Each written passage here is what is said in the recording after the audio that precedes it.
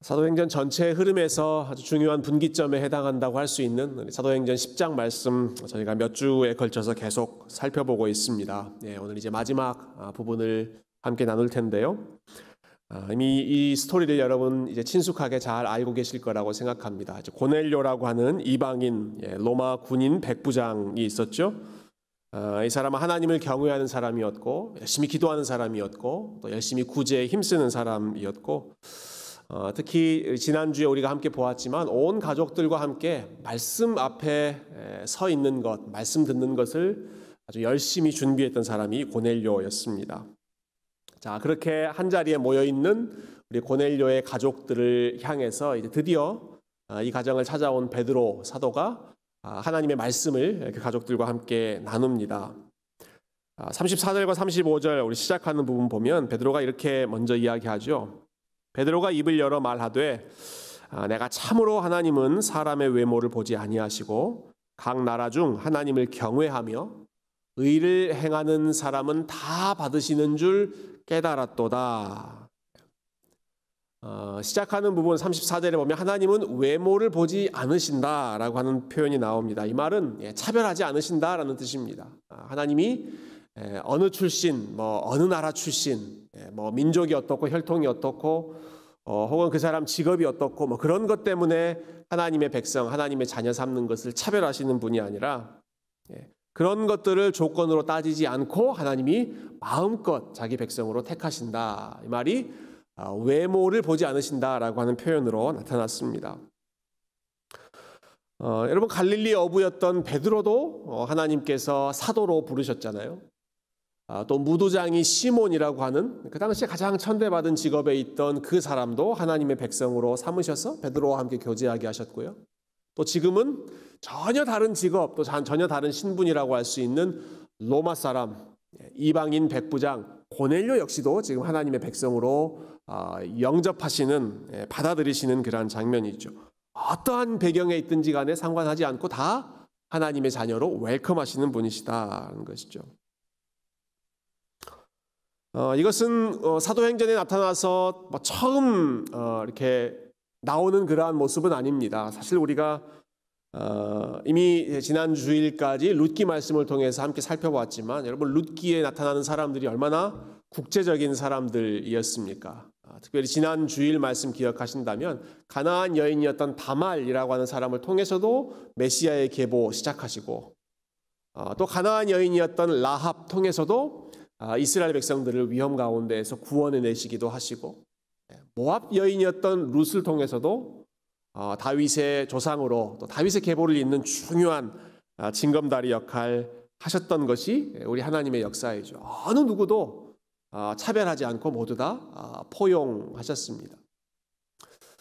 물론 이방 사람들과 가까이 하다가 이방 종교, 하나님 아닌 다른 종교에 빠질 위험이 있었기 때문에 이방인들과의 결혼을 금하게 하고 또 이방인들의 문화를 따르지 못하도록 하나님께서 선을 긋는 그러한 명령도 분명히 하셨지만 그러나 이방인 중에 하나님 경외하는 사람, 하나님을 사랑하는 그러한 믿음 있는 사람은 누구든 하나님의 백성으로 맞아들이셨던 것이 하나님의 넓은 마음이었습니다.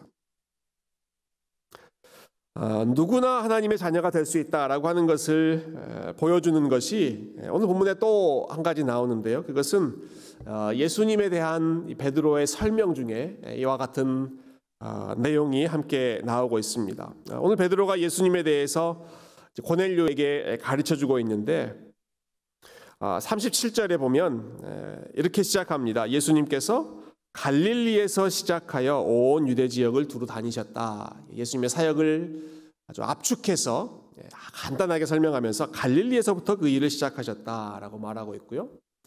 또 38절에 보면 예수님을 부르면서 베드로가 이렇게 호칭을 사용합니다. 하나님이 나사렛 예수에게라고 이야기하시죠. 여러분 갈릴리 또 나사렛이라고 하는 지역은 이스라엘 지역에서 가장 변방 지역이었습니다. 그래서 갈릴리에서 살던 사람들을 선지자 이사야는 그들은 흑암 중에 있는 사람들이다. 흑암 가운데 있는 사람들이라 라고 표현했을 정도로 갈릴리는 여러 가지 면에서 어두운 지역이었고 나사렛이라고 하는 지역 말하면 사람들이 거기서 무슨 선한 것이 나올 수 있겠느냐 조롱하고 비아냥댔던 지역이 나사렛 지역입니다. 그런데 예수님이 바로 나사렛 예수님이시고 갈릴리에서부터 시작하셨다라고 하는 말은 사회에 가장 소외되어 있는 그러한 사람들조차도 하나님의 백성으로 품으셨던 하나님의 그 넓은 품을 가장 잘 보여주는 그 포용력을 보여주는 아주 지리적인 상황이라고 우리가 말할 수 있겠죠. 이런 점에서 오늘 본문에 베드로가 예수님의 복음을 설명하면서 아주 중요하게 사용한 단어가 하나 있습니다. 여러분 36절을 한번 보실까요? 우리 36절을 한번 같이 읽어보도록 하겠습니다. 시작. 만유의 주 되신 예수 그리스도로 말미암아 화평의 복음을 전하사 이스라엘 자손들에게 보내신 말씀이라고 나와 있죠. 복음을 이야기하면서 어떠한 복음이라고 말합니까? 화평의 복음이라는 표현을 쓰고 있습니다. 화평의 복음, 화목하게 하는 복음이다. 예수님의 복음이 바로 그러한 복음이다라는 것이죠. 우리가 화평의 복음이라고 하는 말을 쓸 때 두 가지 차원, 두 가지 측면을 기억해야 합니다. 먼저는 우리가 하나님과 화평하게 되었다, 화목하게 되었다. 이것이 복음입니다. 이것이 첫 번째 우리가 생각해야 할 화평의 차원이죠.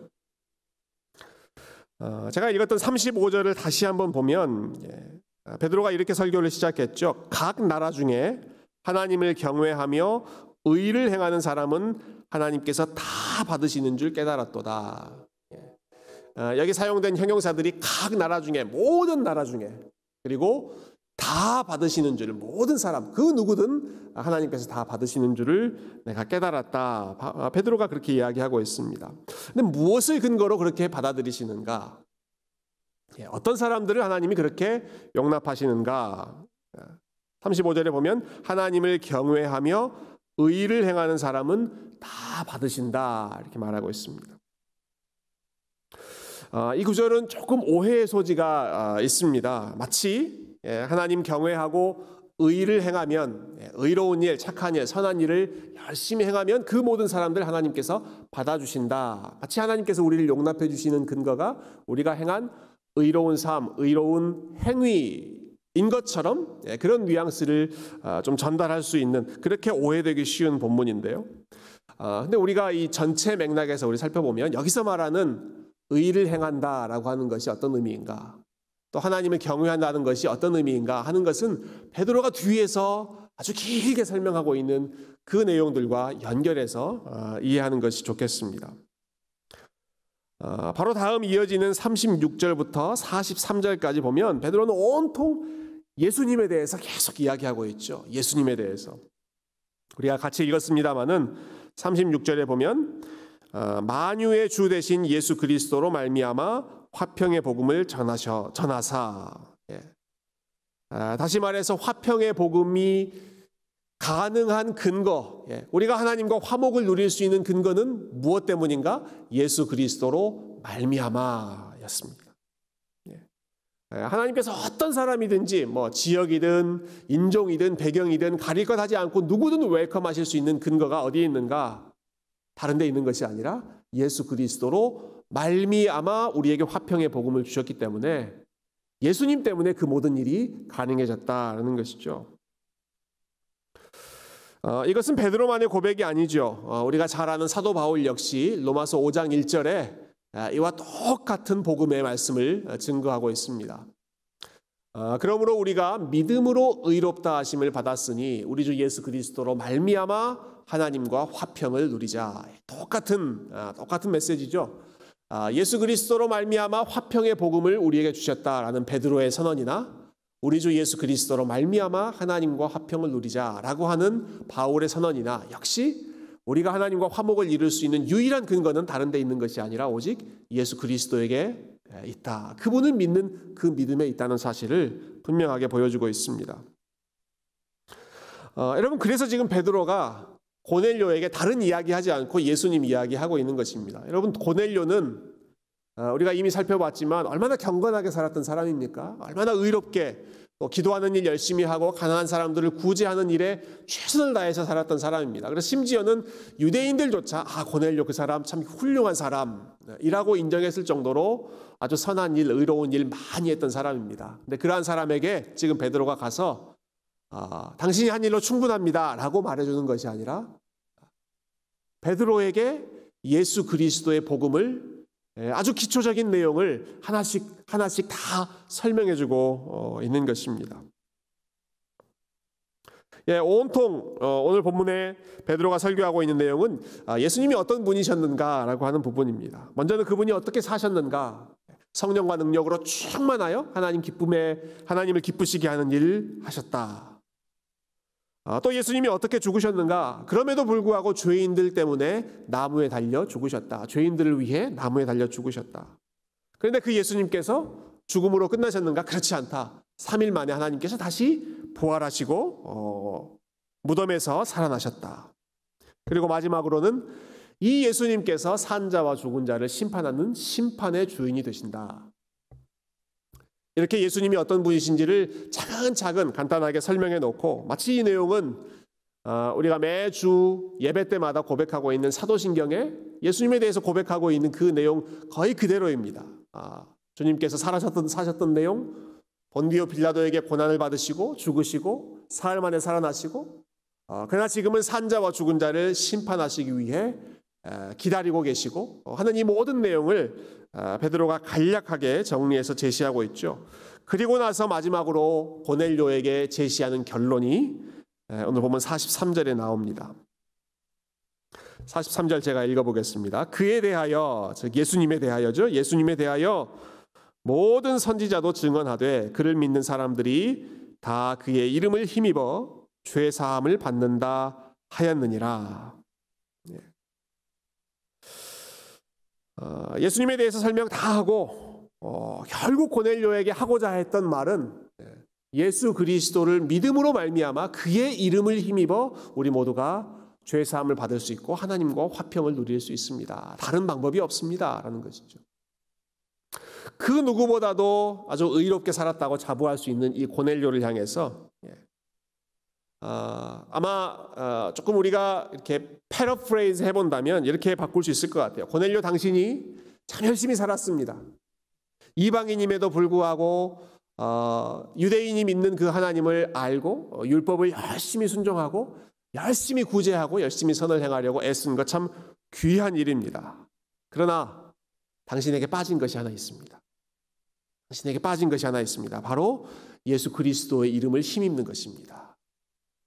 당신이 했던 그 놀라운 의로운 일, 선한 일로 하나님과 화평을 누릴 수 있는 것이 아니라 예수 그리스도의 이름을 힘입는 것이 인간이 할 수 있는 가장 의로운 일이고 그것이 가장 복된 일이고 그것 외에는 거룩하신 하나님과 우리가 화평을 누릴 수 있는 길이 없습니다.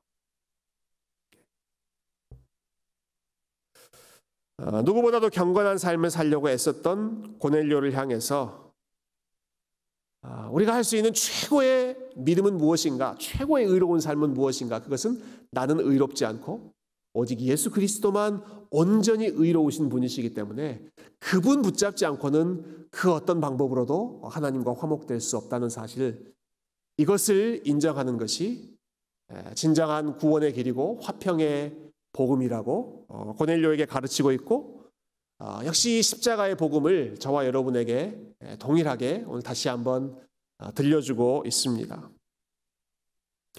어떤 분들은 이제 고넬료를 생각하면 고넬료가 너무나 경건하게 산 이방인이었기 때문에 일종의 종교다원주의적인 주장을 고넬료를 예를 들어서 설명하는 그런 분들이 있습니다. 고넬료처럼 이렇게 의롭게 산, 아주 착하게 산 이방인이라면 하나님께서 다 받아주신다고 하지 않았느냐. 의롭게 사는, 하나님을 경외하고 의롭게 산 그 사람을 하나님이 다 받아주신다고 했으니까 이 고넬료를 바탕으로 여러 가지 이제 예수님을 알지 못하는 사람에게도 구원의 희망이 있다, 이렇게 가르치려고 하는 그런 경향이 있습니다. 그렇지만 그것은 그 이후에 베드로가 했던 그러한 설교를 전혀 고려하지 않는 것이죠. 그러한 삶만으로 충분했다면 베드로가 굳이 고넬료에게까지 가서 이렇게 예수님에 대해서 차근차근 하나씩 다 설명할 필요가 있었겠습니까? 그것으로 안 되니까 오직 예수 그리스도만으로 화평의 복음을 누릴 수 있기 때문에 그 힘든 걸음을 해서 예수님에 대해서 하나씩 다 가르쳐 주었던 것이죠. 예수 그리스도의 십자가와 부활 없이는 결코 안 됩니다. 그의 이름을 힘입어야만 화평의 복음, 하나님과 화목될 수 있습니다.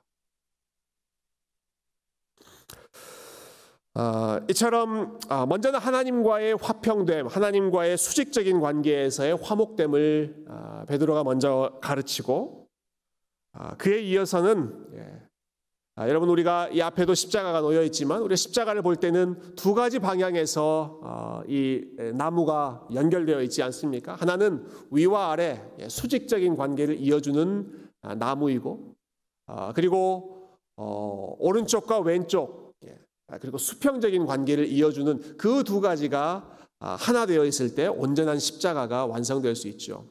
화평의 복음 역시 마찬가지입니다. 하나님과 인간 사이에, 죄인과 거룩하신 하나님 사이의 관계만이 아니라 그 관계가 회복되었을 때는 반드시 좌와 우, 주변의 수평적인 관계가 회복되는 것이 온전한 화평의 복음입니다.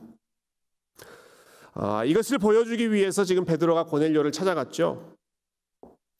여러분, 베드로는 유대인이고 고넬료는 이방인이고, 또 베드로는 로마의 식민 통치를 받고 있는 피지배층, 핍박받고 있는 계층의 사람이고, 반대로 고넬료는 로마 군인으로서 식민 통치를 하고 있는 그러한 장본인입니다.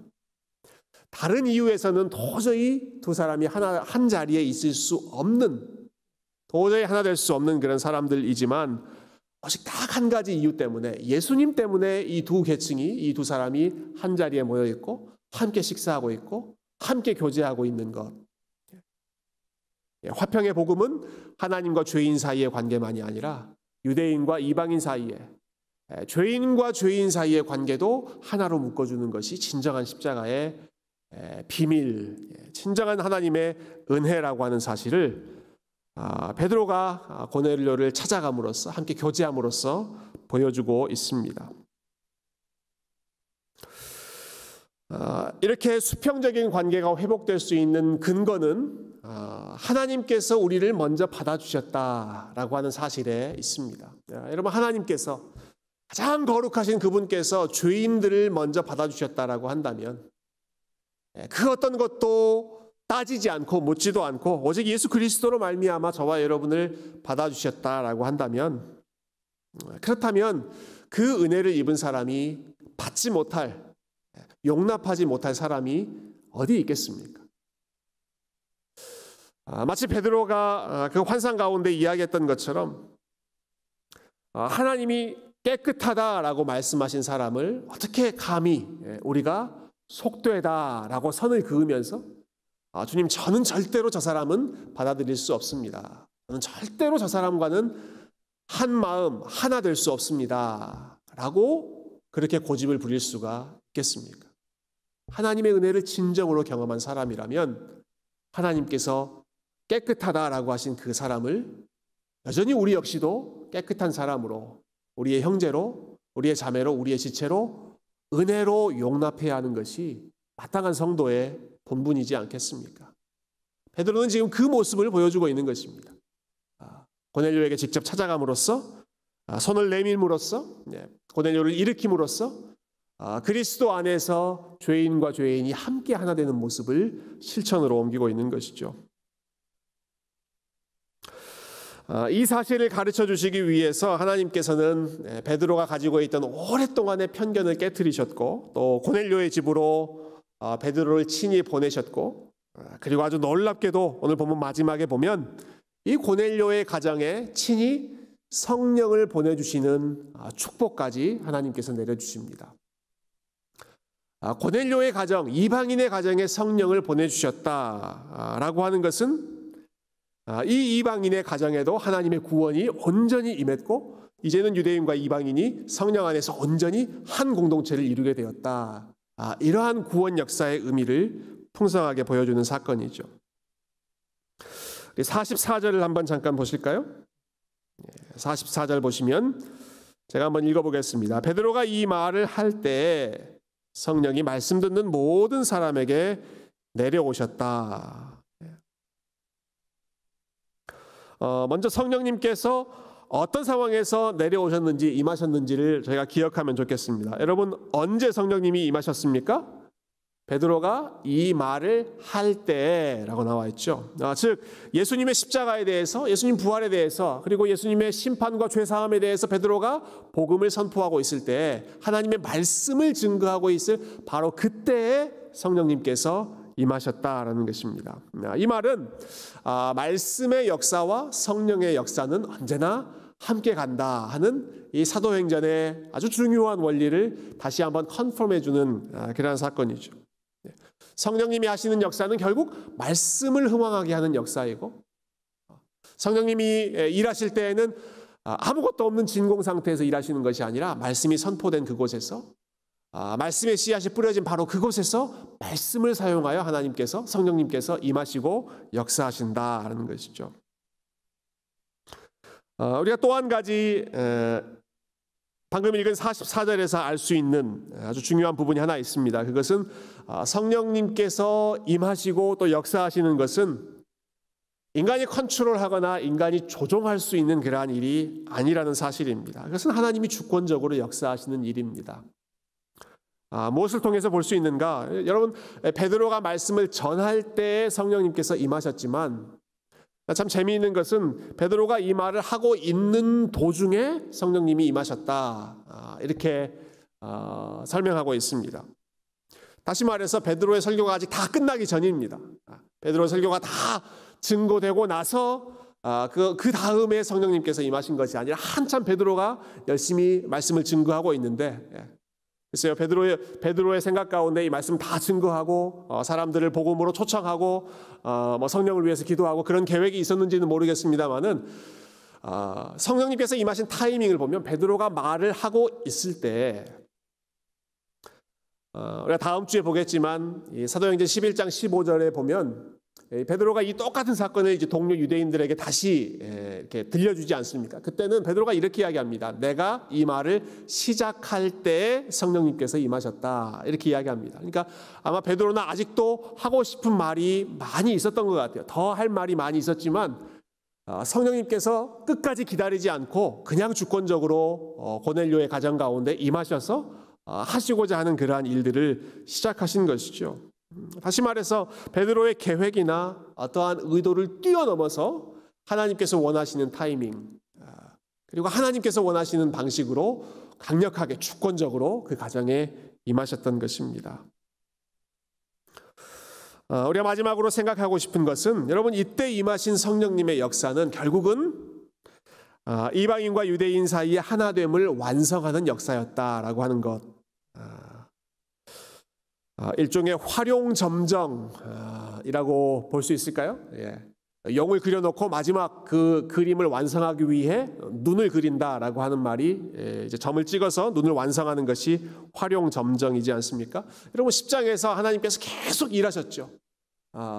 고넬료에게 나타나서 일하시고, 베드로가 기도하는 중에 또 나타나셔서 베드로의 고정관념을 꺾으시고, 베드로를 고넬료의 가정으로 보내시고 말씀 증거하게 하시고, 계속해서 단계적으로 이 두 계층을 가깝게 묶으시고, 결국 마지막으로 점을, 마침표를 딱 찍는 사건이 그 가정 위에 성령님이 임하시도록 하시는 것. 성령님을 보내셔서 이제는 유대인 이방인 가릴 것 없이 모두가 성령 안에 하나다라는 것을 만천하에 공포하시는 사건이 바로 이 성령님이 임하시는 장면입니다. 45절과 46절 한번 볼까요? 45절과 46절 제가 한번 읽어보겠습니다. 베드로와 함께 온 할례 받은 신자들이, 그러니까 지금 유대인들이죠. 이 사람들은 유대인들이 이방인들에게도 성령 부어주심으로 말미암아 논란이, 이는 방언을 말하며 하나님 높임을 들음이러라. 이 장면을 가리켜서 흔히 이방인의 오순절이라고 많이 부릅니다. 왜냐하면 사도행전 2장에 나와 있는 그 오순절과 똑같은 일이 고넬료의 가정에 임했기 때문입니다. 사도행전 2장에서는 예루살렘에 그리고 유대인들을 대상으로 성령님이 임하셨죠. 시간이 좀 지나가서 사도행전 8장에 가면 사마리아 지역의 말씀이 증거되었을 때 그 지역에 역시 성령님께서 임하셨습니다. 유대인들과 사마리아인 하나로 묶었다라는 것이죠. 그리고 2장 더 넘어가서 이제 사도행전 10장에 넘어오면 비로소 이제는 완전히 이방인이라고 할 수 있는 고넬료의 가정에 성령님께서 임하심으로써 오순절의 역사가 비로소 고넬료의 가정에서 완성되는 이러한 구원의 흐름을 이어가고 계시는 것이죠. 오늘 본문에 보면 본문에는 아주 간단하게 기록되어 있지만 사도행전 2장에 나온 오순절 사건과 같은 현상이 나타납니다. 46절에 그들이 고넬료의 가족들이죠. 그들이 방언을 말하며 하나님 높임을 들었다라고 되어 있습니다. 사람들이 방언을 말했다. 여러분, 그런데 이 방언은 우리가 기도할 때 주로 하는, 사람들이 잘 이해하지 못하는, 기도하는 사람 외에 다른 사람은 이해하지 못하는 그런 방언이 아니라 사도행전 2장에 나타났던 그 방언입니다. 다른 언어로 각 나라에서 왔던 사람들이 이게 도대체 어찌된 일이냐, 우리말로 우리가 이해할 수 있게 된 것이 도대체 이게 어찌된 일이냐라고 이야기했던 바로 그러한 방언입니다. 무엇을 보면 알 수 있는가? 지금 유대인들이 와서 이 고넬료의 가족들이 말하는데 그들이 하나님을 찬양하는 것을 들었다라고 이야기하거든요. 그러니까 그들이 하는 말이 지금 어떤 내용인지를 이해하면서 지금 어떤 소통이 이루어지고 있는 그런 상황입니다.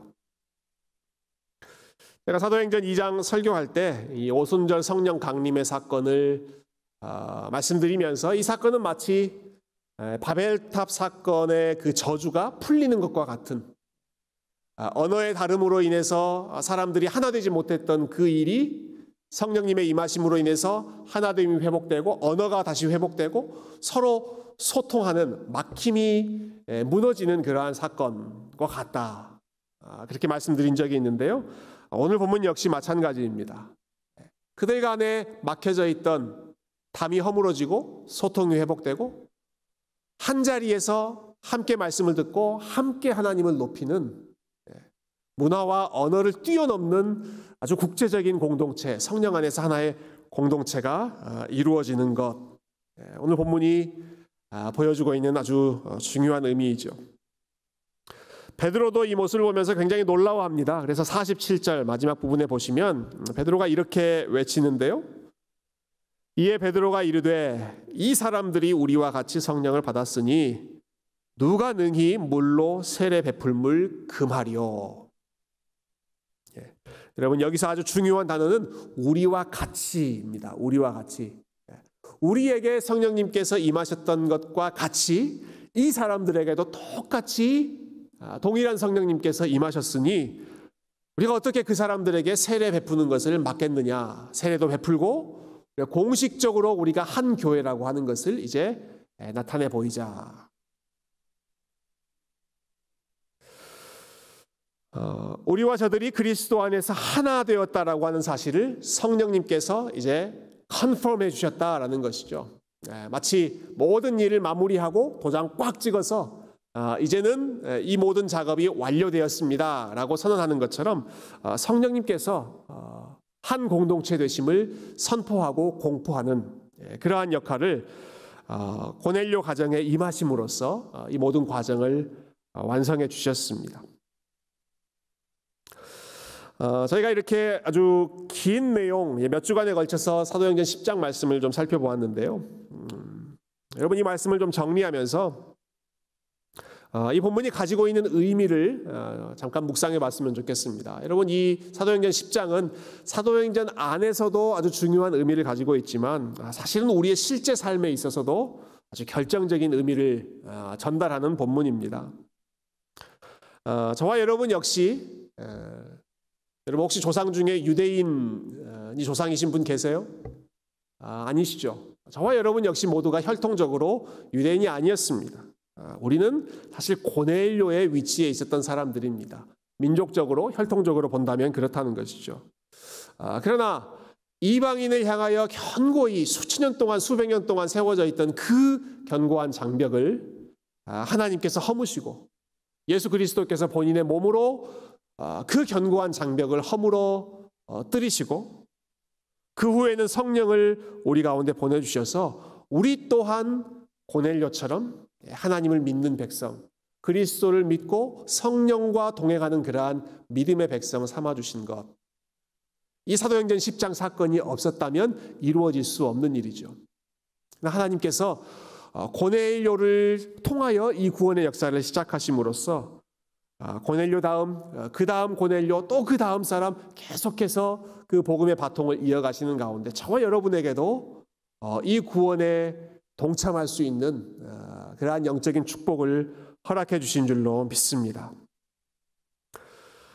뿐만 아니라 한 걸음 더 나아가서 이제는 저와 여러분을 베드로처럼 부르시고 우리 주변에 있는 또 다른 고넬료에게 우리가 찾아가서 우리를 통해서 화평의 복음이 증거될 수 있도록 예수 그리스도를 아직 알지 못하는 그러한 백성들, 그리스도를 아직 만나지 못한 사람들을 위하여 여러 가지 방식으로 우리가 하나님 나라의 선교에 동참하실 수 있도록 우리를 부르시고 또 우리를 보내시는 것, 저와 여러분을 베드로처럼 사용하고 계시는 하나님의 부르심인 줄로 믿습니다. 넓은 차원에서 생각해 본다면 물론 이 일을 전문적으로 하시는 우리 선교사님들이 계시고 선교기관들이 있고 그래서 우리가 여러 가지 방식으로 물질로 또 기도로 또 사랑으로 격려로 그분들의 사역을 후원하는 것, 우리가 베드로처럼 그분들의 사역에 또 하나님 나라의 선교 사역에 동참하고 있는 일이죠. 뿐만 아니라 조금 더 우리가 가까운 곳으로 눈을 돌렸을 때에도 우리 주변에 있는 여러 고넬료들, 가까이에 있는 고넬료들, 우리의 가족들, 또 우리의 이웃들, 혹은 교회 안에 있지만 우리가 한 마음 되지 못하고 있는 여러 고넬료와 같은 그런 사람들을 향하여 우리가 베드로로 믿음이 강한 자로서 한 발짝 더 나아가서 그들을 품고 그들과 이해하고 예수 그리스도 때문에 그들과 하나 되는 일에 주저하지 않고 나아갈 수 있는 그러한 베드로의 삶으로 저와 여러분을 그리고 우리 새교회를 부르고 계시는 줄로 믿습니다. 여러분, 우리가 이 일을 감당하기 위해서 필요한 것이 있습니다. 그것은 먼저 저와 여러분을 주님의 십자가 앞에 세우는 것입니다. 오늘 베드로가 고넬료에게 다른 것 이야기하지 않고 오직 예수 그리스도께서 하신 일, 예수님께서 십자가를 통해서 둘 사이에 막혔던 장벽, 하나님과 우리 사이의 장벽, 사람과 사람 사이의 장벽 허물어뜨리셨던 것, 그것을 계속해서 선포했던 것처럼 저와 여러분을 예수님의 십자가 앞에 세워놓고 고넬료가 어떤 사람인지, 그 사람이 사랑을 받을 만한 자격이 있는 사람인지 없는 사람인지 그것을 따지기 이전에 내가 십자가 앞에서 어떤 존재인지, 내가 하나님 앞에서 어떤 존재였는지, 그러나 하나님께서 나를 어떻게 용납해 주셨는지를 먼저 생각할 때, 그 십자가의 렌즈로 나 자신을 바라볼 때, 그 다음에 고넬료를 향해서 나아갈 수 있는 그런 하나님의 은혜와 그리스도의 마음, 그리스도의 겸손함을 저와 여러분 가운데 풍성하게 허락해 주실 줄로 믿습니다. 이 말씀을 기억하시면서 먼저는 저와 여러분을 아무런 조건 없이 그리스도 안에서 용납해 주셨던 우리 하나님께 감사하는 마음으로 우리가 영광 돌리고, 뿐만 아니라 주님께서 우리에게 맡겨주신 이 화평의 복음을 우리 마음속에, 우리의 삶 속에 가득 채워서 우리 주변에 있는 또 다른 고넬료를 향해서 한 걸음 한 걸음 가까이 나아갈 수 있는 귀한 주의 백성들의 삶이 다 되시기를 존귀하신 예수 그리스도의 이름으로 축원드립니다. 함께 기도하겠습니다.